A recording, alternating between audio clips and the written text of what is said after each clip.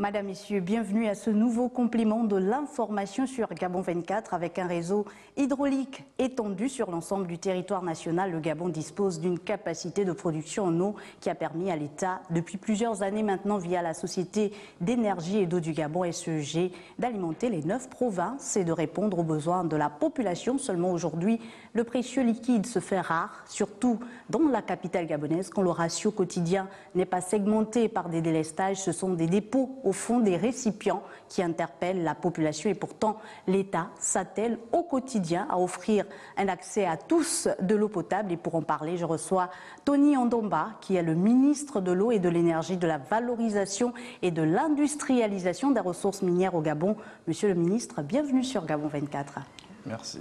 Alors le décor a été planté. Avant toute chose, nous allons suivre cet élément de notre rédaction qui traite de la qualité de l'eau. Regardez. Au Gabon, depuis des décennies, la Société d'énergie et d'eau du Gabon, dont les usines de traitement sont installées à une quarantaine de kilomètres de Libreville, la capitale, s'attelle à respecter les normes imposées par l'OMS en matière de qualité et de traitement de l'eau. Un traitement plus ou moins complexe qui comprend de nombreuses étapes dont la clarification, la neutralisation et la désinfection au terme desquelles elle devient potable. Nous injectons un produit qu'on appelle coagulant qui va faciliter la décantation de l'eau. Donc les saletés, les matières organiques plus lourdes vont être entraînées par leur poids, donc vont être acheminées vers le bas de l'ouvrage et l'eau claire va se retrouver en surface. Pour respecter les exigences de qualité produites et distribuées ici, les techniciens contrôlent régulièrement la quarantaine de paramètres physico-chimiques et bactériologiques à toutes les étapes. Première étape, coagulation 2 minutes, agitation rapide, entre 150 et 200 tours par minute. Deuxième étape, flocculation. On réduit la vitesse à 45 tours par minute pendant 15 minutes. Et enfin, la troisième étape, la décantation. Avec la mise en service des conduites par l'État gabonais, c'est 25% d'eau supplémentaire que pourrait transporter désormais l'entreprise vers Libreville, actuellement en manque. En attendant la dernière phase des travaux permettant l'approvisionnement de la zone nord de Libreville. Alors, Monsieur le ministre, peut-être commencer par nous dresser l'état des lieux, des installations pour assurer la desserte en eau potable au Gabon. Écoutez, bonsoir une fois de plus et nous vous remercions pour l'opportunité que vous nous donnez de pouvoir clarifier un peu la situation de l'eau, mais peut-être plus en aval de l'émission de l'énergie également dans Libreville et ses environs, mais aussi peut-être à l'intérieur du pays. Il convient de dire qu'aujourd'hui, les capacités de production de la SEG oscillent autour des 235 000 mètres cubes. Mais le plus gros constat qui est fait, c'est que la totalité de cette production n'arrive pas chez l'usager, donc vers le consommateur final, en raison de certains éléments que les techniciens qualifient de pertes techniques, mais qui en réalité au quartier que nous appelons des fuites. Aujourd'hui, le taux de rendement de la SEG en matière d'eau oscille autour des 52%, ce qui signifie en gros que nous avons 48% de l'eau produite par la SEG, de l'eau traitée par la SEG qui n'arrive pas au robinet de nos consommateurs. Et essentiellement en raison des fuites, nonobstant la part marginale liée à des branchements frauduleux qui pourraient également exister.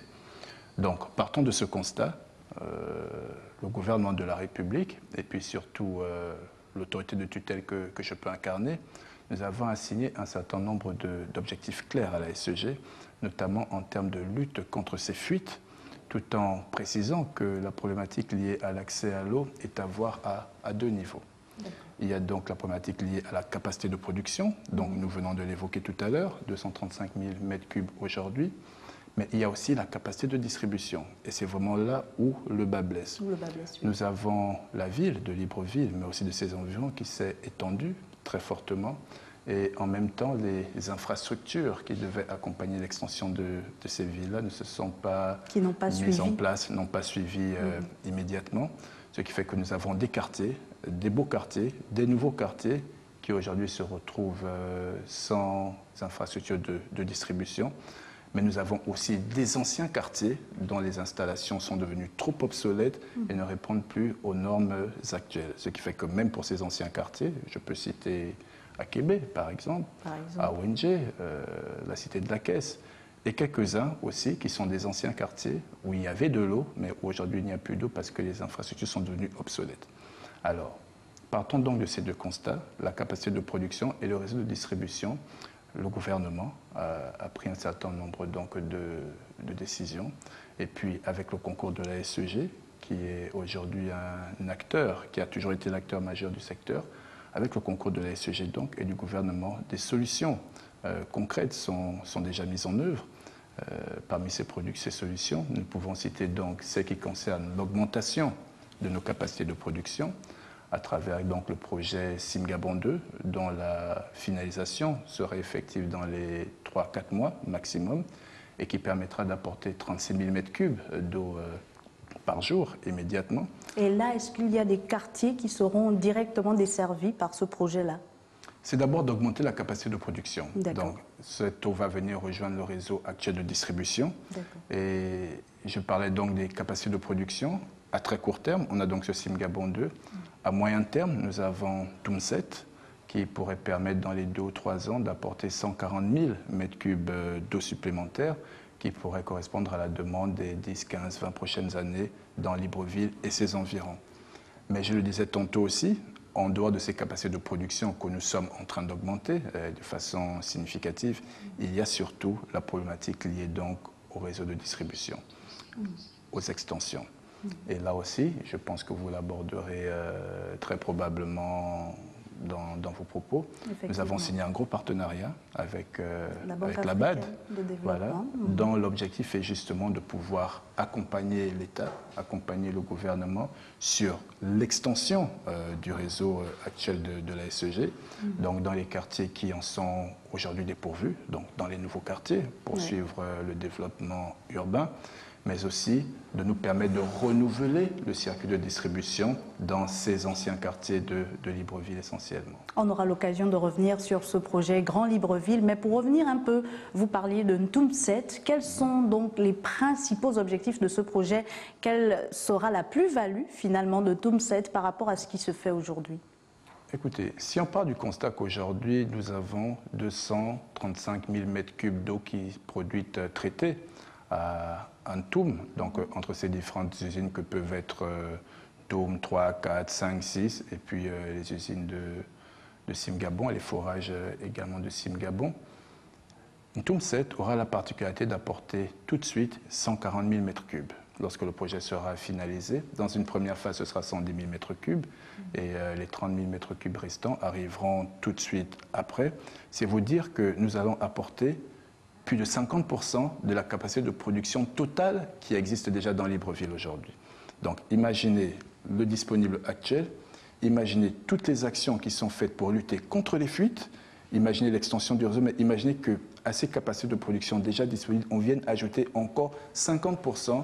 Cela voudrait dire qu'en utilisant bien tous ces outils, nous pourrons répondre ainsi de façon quasi intégrale aux besoins en eau dans le Grand Libreville. Est-ce que ces projets intègrent les infrastructures qui existent déjà? On voit apparaître des châteaux d'eau dans la capitale gabonaise, mais qui ne sont malheureusement pas fonctionnels. Par exemple, ceux d'Angonje, sauf si je me trompe, Monsieur le Ministre. Est-ce que ces projets ont pour objectif également de les intégrer et pour permettre qu'ils desservent davantage ces quartiers encore lésés? Vous savez, l'un des principaux avantages d'avoir repris une participation majoritaire au sein du capital de la SEG, c'est aussi de pouvoir permettre au gouvernement de parfaitement, sinon de mieux synchroniser ses actions avec l'acteur majeur qu'est la SEG, ce qui signifie bien qu'aujourd'hui, lorsque nous posons des actions, c'est en ayant l'ensemble des acteurs autour de la table et le but aussi étant de créer des synergies. Que chaque franc, lorsqu'il est dépensé, soit le plus efficace possible et puisse directement venir répondre aux attentes de nos populations. Donc oui, je peux vous le dire, aujourd'hui, tous les projets sont gérés de façon à créer des synergies pour amplifier les effets qu'ils pourraient avoir sur le consommateur.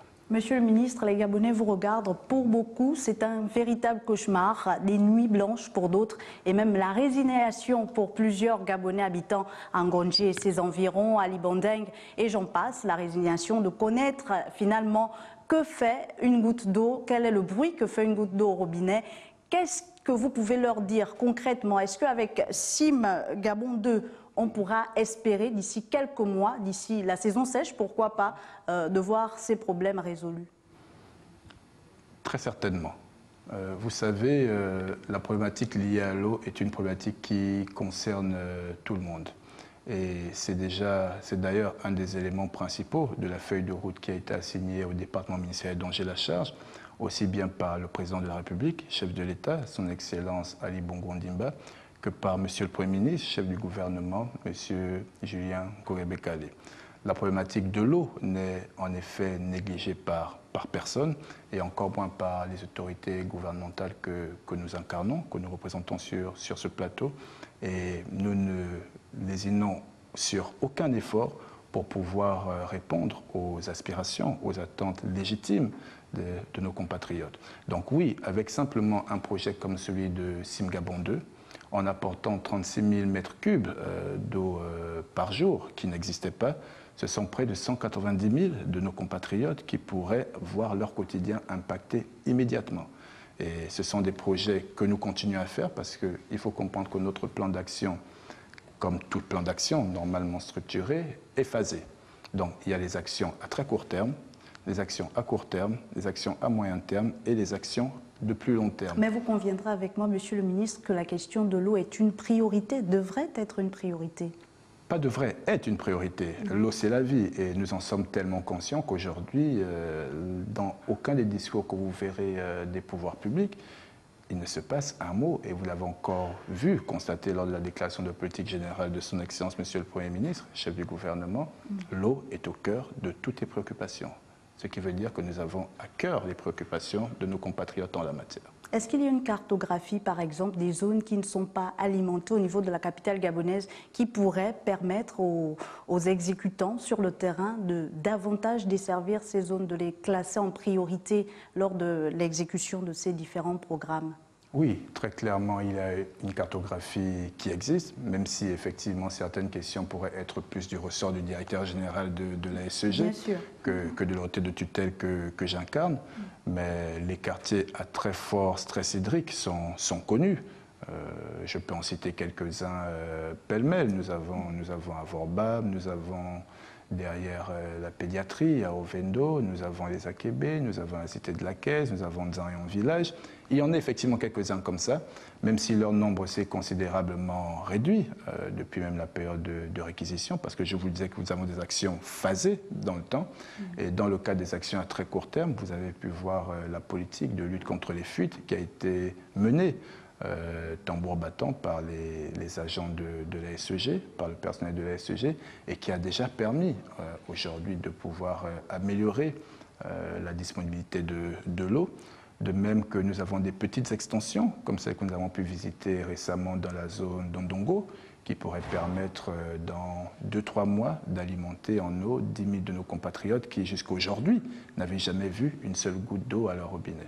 Donc le gouvernement est à pied d'œuvre. Alors est-ce que des projets comme Tumset par exemple nécessiteraient qu'on installe de nouvelles installations, pour ne pas me répéter, et qu'on mette de côté finalement ces installations qu'on a aujourd'hui, parce qu'il faut le reconnaître, elles sont arrivées un peu à...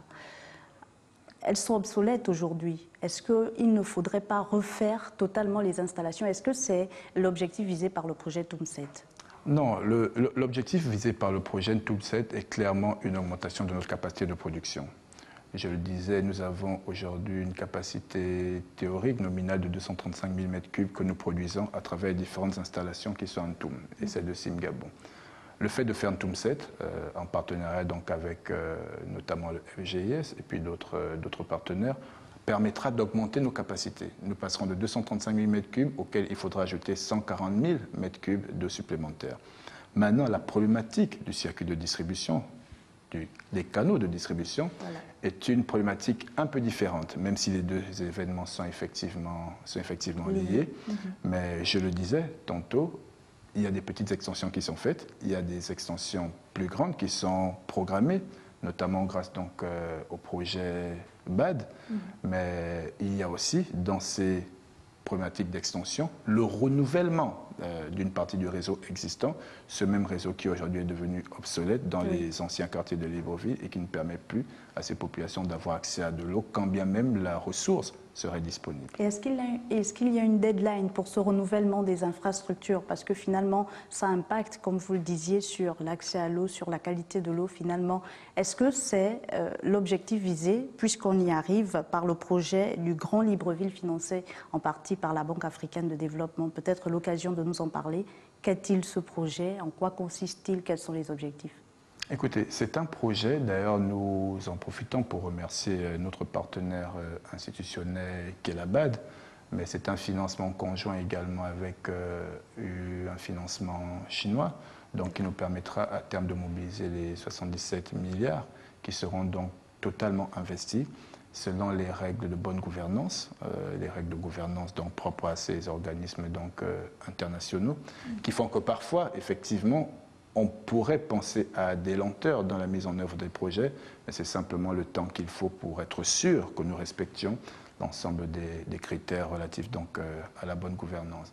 Donc oui, l'objectif de ce projet est bien de pouvoir venir accompagner l'État, aujourd'hui aussi de venir accompagner les SEG donc dans la réalisation de certains ouvrages, notamment dans les grandes extensions, donc du Grand Libreville, je redis encore, Akanda, Ovendo, Ntoum, et donc Libreville tel que nous le connaissons de façon traditionnelle. Donc, en plus de ces extensions, il y a donc une partie importante de ce financement qui sera donc consacrée au renouvellement des canalisations devenues obsolètes. Donc, voici un peu le cœur de ce projet. Il s'étend sur combien de temps? Disons que le projet, lorsque nous aurons fini avec la phase strictement administrative, devrait prendre entre 2 et 3 ans pour qu'il soit mené à son terme de façon effective. Donc vous comprendrez aussi que nous ne pouvons pas aller tous azimuts lorsque nous avons un projet de cette nature. Nous devons nous assurer que chacun des francs qui sera engagé soit engagé de façon pertinente, de telle sorte qu'il puisse venir répondre à des attentes de nos populations. Donc est-ce que c'est dire que les Gabonais, particulièrement ceux habitant Libreville et ses environs, devraient encore attendre jusqu'à 2022, 2023? Non, là je redis encore dans le plan d'action qui est le nôtre que nous avons des actions à très court terme, à court terme, à moyen et à long terme. Les projets que j'évoquais tout à l'heure, notamment Ntoum 7, visent normalement à pouvoir faire face à la demande qui viendra d'ici 20 ans. Donc ça veut dire que les demandes actuelles, les besoins actuels seront déjà couverts. Donc dans l'immédiat, nous avons le plan de lutte contre les fuites qui permet aujourd'hui déjà d'apporter de l'eau dans des quartiers qui n'en voyaient pas. Nous avons les petites extensions qui sont effectuées aussi, qui permettent donc aussi de rapprocher le consommateur au plus près donc de son compteur et d'apporter aussi de l'eau là où nous n'en avions pas. Nous avons le projet Simgabon 2 qui sera une réalité d'ici 2 à 3 mois. Vous avez évoqué des châteaux d'eau qui existent aujourd'hui, comme celui de la Caisse, qui a été mis également en priorité dans le plan d'action de la SEG, qui permettra aussi de desservir quasi immédiatement, dans les tout prochains mois, des zones à forte stress hydrique comme la cité de la Caisse ou les alentours des PK5, sinon même la zone d'Angondje. Donc, nous bâtissons pour répondre à des attentes immédiates, mais surtout nous bâtissons pour l'avenir. Monsieur le ministre, la Journée mondiale de l'eau qui a été commémorée le 29 mars dernier a été l'occasion également de parler de ces problématiques d'accès à l'eau. Est-ce qu'aujourd'hui, vous pensez que finalement on peut parler d'un accès à la ressource pour tous au niveau de Libreville notamment, ou bien est-ce que ce n'est qu'un euphémisme ? Écoutez, ce serait quand même manquer d'égard à ceux de nos compatriotes qui aujourd'hui n'ont pas d'eau à leur robinet. Mais la Journée mondiale de l'eau a été quand même l'occasion de réaffirmer la volonté du gouvernement de rendre cette ressource disponible pour tous. D'ailleurs, la célébration de cette année s'est distinguée en ce sens que nous sommes partis la célébrer non dans un grand hôtel. Vous avez pu voir que les invités ont quelque peu transpiré. Oui. Nous sommes allés la célébrer dans un établissement secondaire qui compte près de 5200 élèves et qui n'avait plus vu d'eau depuis je ne sais combien d'années. Et le fait d'être allé célébrer cette journée mondiale sur ce site nous a permis également de refaire le circuit de distribution vous voyez que l'eau existait, la ressource était disponible, mais le circuit de distribution était devenu tellement obsolète que l'eau n'arrivait plus à parvenir au robinet de nos élèves. Donc aujourd'hui, depuis la célébration de cette journée, ce sont 5200 de nos enfants qui ont accès à l'eau de façon quotidienne dans cet établissement et qui peuvent donc, en toute quiétude, subvenir à leurs besoins en la matière. Accès et qualité de l'eau, vous conviendrez avec moi, vont de pair. Qu'est-ce qui justifie aujourd'hui les dépôts observés au niveau de certains robinets de la capitale gabonaise? Plusieurs populations s'en plaignent d'ailleurs. Avant de répondre à cette question à proprement parler, j'ai envie de revenir sur la dégustation que nous avons pu faire pendant cette journée mondiale de l'eau, en présence donc des représentants du PNUD, en présence donc des représentants des organismes internationaux et d'un certain nombre d'ambassades, de partenaires au développement et de membres du gouvernement. Nous avons par ce geste voulu souligner que l'eau de la SEG était propre à la consommation et que les usagers ne devaient en aucun cas se poser des questions sur sa qualité. On remarque quand même que ça diffère, que l'on soit SASA, donc sur la nationale 1. J'en arrivais. Ce qui se produit parfois, je dis bien parfois, oui, c'est que lorsque de l'eau a été coupée dans un secteur pendant une durée relativement longue, lorsque l'eau est réinjectée dans le circuit, il y a des résidus qui arrivent. Et lorsque ces résidus sont constatés, d'ailleurs la SEG a mis à disposition un numéro bleu, je ne vais pas dire numéro vert, mais un numéro bleu, pour pouvoir signaler ce type d'incident, afin qu'elle puisse venir purger l'eau de ce circuit uniquement, mais cela ne remet en rien en cause la qualité de l'eau, qui reste un élément fondamental et pour la SEG, mais surtout pour le gouvernement. J'en veux pour preuve aujourd'hui que, comme hier, comme avant-hier, la SEG reste accompagnée par un bureau d'études et ce bureau d'études, ce laboratoire est accrédité par les plus grands organismes en la matière, notamment le COFRAC, qui est le Comité français d'accréditation, donc plus grand organisme en la matière, et que le laboratoire de la SEG est certifié à la norme ISO 17025, qui correspond quand même à une des normes les plus strictes de l'OMS en matière de qualité et d'hygiène de l'eau. On s'achemine vers la fin de cette émission. Monsieur le ministre, comment régler aujourd'hui la facture, l'écart de desserte en eau potable entre le milieu rural et le milieu urbain? Merci de ne pas oublier le milieu rural, parce que nous avons axé la quasi-totalité de cette émission sur le milieu urbain. Vous vous rappellerez qu'au titre des projets présidentiels, nous avons les 920 pompes hydrauliques qui ont été annoncées et dont la mise en œuvre est en train de se réaliser de façon effective, bien qu'ayant accusé quelques légers retards. Mais nous allons redémarrer ce projet qui est très cher donc, au président de la République, chef de l'État, ainsi donc qu'à l'ensemble du gouvernement. Avec ce projet, nous pourrons venir répondre à la demande là où le circuit de distribution traditionnel de la SEG n'arrive pas. Les efforts qui sont faits à Libreville concernant les extensions sont également faits à l'intérieur du pays, qui ont également leur propre système de production autonome d'eau. Donc nous n'oublions personne. Partout où il y a des compatriotes, l'État œuvre à améliorer leurs conditions de vie. Et là également, est-ce qu'il y a des délais? C'est du day-to-day, ça se fait tous les jours. D'accord. Monsieur le ministre, pour terminer, cette question des délestages de coupures d'eau intempestives dans la capitale gabonaise qui devient récurrente, pourquoi et jusqu'à quand les Librevillois devront encore subir ce cauchemar? Bon, il y a... vous abordez deux phénomènes un peu différents. Peut-être le manque d'eau par moment dans certains quartiers, qui peut être chronique, et puis le phénomène récent de délestage que nous avons connu.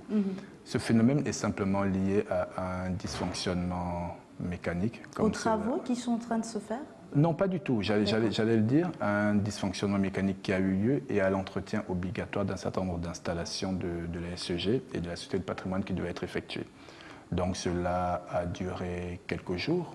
Aujourd'hui, je pense que c'est un mauvais souvenir, mais ce sont parfois des étapes également obligatoires pour pouvoir améliorer la qualité de notre réseau. Il y a des phases d'entretien programmées. La SEG a pris toutes les dispositions, donc sous l'impulsion également de l'autorité de tutelle, pour que ces coupures ne durent pas longtemps. Vous avez vu les messages, elles étaient supposées durer 30 minutes par zone. Aujourd'hui, comme pour l'eau, nous avons un plan à court, à moyen et long terme pour que les problèmes d'approvisionnement en électricité cette fois-ci dans le Grand Libreville ne soient plus qu'un mauvais souvenir. Et on aura l'occasion d'en parler au cours d'une prochaine émission. Monsieur le ministre, merci d'être passé sur ce plateau. Merci d'avoir accepté notre invitation. C'est moi qui vous remercie. Nous rappelons que vous êtes Tony Ondomba, ministre de l'eau, de l'énergie, de la valorisation et de l'industrialisation des ressources minières. Avec vous, nous avons vu que l'État s'engage à réconcilier le consommateur à son robinet. Merci à vous, chers téléspectateurs, d'avoir été des nôtres. Je vous dis donc à très vite sur Gabon 24.